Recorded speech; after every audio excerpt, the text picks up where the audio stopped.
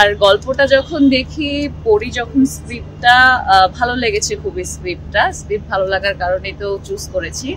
লেগেছে শরতের জবার সিনেমাতে আমার ক্যারেক্টারটার নাম ছিল বেলি। আমি বেলি ক্যারেক্টারটা রোল প্লে করেছি। প্রথম যখন আমার কাছে কল আসে, আমি যখন জানতে পারি যে কুসুম শিকদার দিদি, জিতু হাসান ভাইয়া, ইয়াশ রোহান ভাইয়া এদের মতো এত সম্মানীয় এবং বড় লেভেলের অভিনেত্রীদের সাথে আমি কাজ করতে পারবো, এটা জেনেই সর্বপ্রথম আমার ইন্টারেস্টটা জাগে।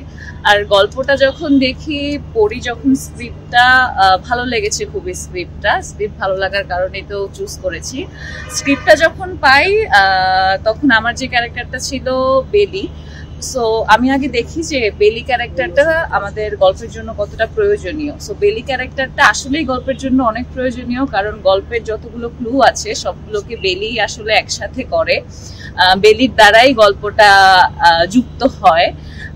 তো আশা করি সবাই সিনেমাটা দেখবেন এবং সবার খুব ভালো লাগবে। আর এদের সাথে কাজ কুসুম শিকদার আপুর লাল টিপ আর হচ্ছে শঙ্খনীল সিনেমাটা দেখার পর থেকে আমি ওনার এমনি অনেক বড় ফ্যান ছিলাম ছোটবেলা থেকে।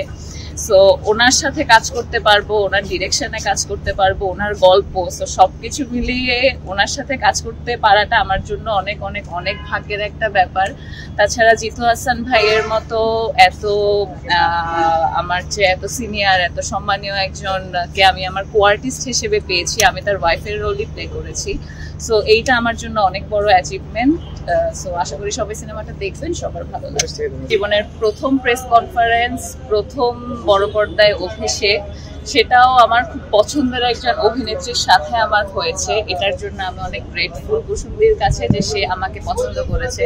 কুসুমদি আমাকে বলেছিল যখন বেলি চরিত্রটা সে ভাবছে বা সে যখন খুঁজছিল, আমি মনে হয় 70 বা 71 নাম্বার মানুষ যে তার আগেও এতজনকে দেখে ফেলেছে যাদের অডিশনে নেওয়া হয়েছে, এবং বেলি চরিত্রটা তাদের মধ্যে কুসুমদি পায়নি। কিন্তু আমার ছবি যখন কুসুমদি দেখেছে, দেখার পরেই আমার কোনো অডিশন লাগেনি, কিছু লাগেনি, আমার ছবি দেখেই কুসুমদি নাকি বলেছে যে না এটাই আমার বেলি, আমার ওকে চাই, ও আমার বেলি। সো দিদি আমাকে ওভাবে দেখতে পেরেছে, এটার জন্য আমি দিদির কাছে গ্রেটফুল। দিদির জন্য আমার এই প্রথম অভিষেকটা হওয়া বড় পর্দায়, এবং সাথে আমি জিতু হাসান ভাইয়ের মতো এত সম্মানীয় এত সিনিয়র লেভেলের একজন অ্যাক্টরের সাথে কাজ করতে পেরেছি। আমি ওনার ওয়াইফের ক্যারেক্টারটাই করেছি। তাছাড়া ইয়াশ ভাইয়া ছিল, ইয়াশ ভাইয়ার যে প্রথম কাজটা স্বপ্নজাল, ওটা দেখার পর থেকেই আমি ইয়াশ ভাইয়ার কাজের অনেক বড় ফ্যান। ঠিক একইভাবে কুসুম শিকদার দিদির লাল টিপ আর শঙ্খচিল খুবই ফাইনেস্ট ওয়ার্ক। সো এদের সাথে কাজ করতে পারবো একদম প্রথম সিনেমাতে, এটা আসলে আমার আশা ছিল না। সো সবার কাছে আমি খুবই খুবই খুবই গ্রেটফুল।